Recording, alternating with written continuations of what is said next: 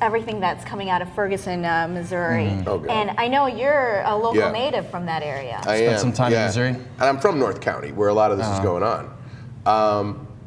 It's amazing to me. And here's one of the things. St. Louis still is a segregated city, and that's the saddest fact. And that's why all this is happening. It's still very palpable? Yeah. Yeah. Well, and there's a site right now.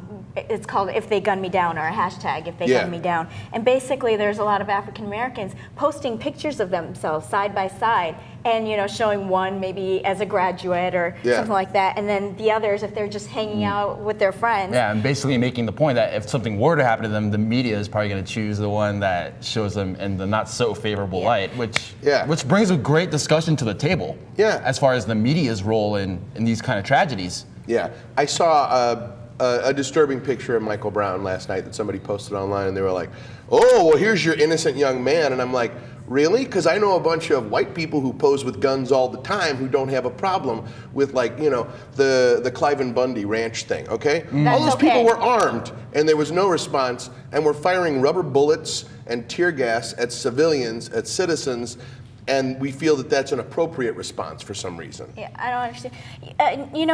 We also dealt with this because Kendrick McDade locally here. Yeah, with the Kendrick McDade.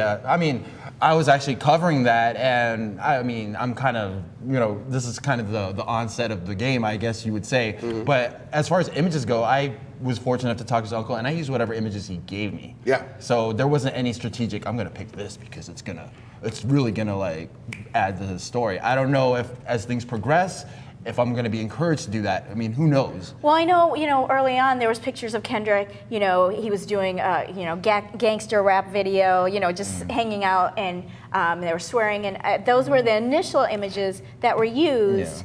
But then, as we developed the story a little bit, we realized, all right, and now there's a three-dimensional character here. Most of the pictures of Kendrick are of him as a graduate. So it is a fine line of, like, what does the media, what are they choosing to do? And Trayvon Martin was a great case because, there was really that conflict of what pictures to use. Well, that's it for the Morning Buzz. And Bill, we just wanted to thank you for joining us. We're going to have you back for our second half hour. Awesome. All right, yeah, off to a great start there. All right.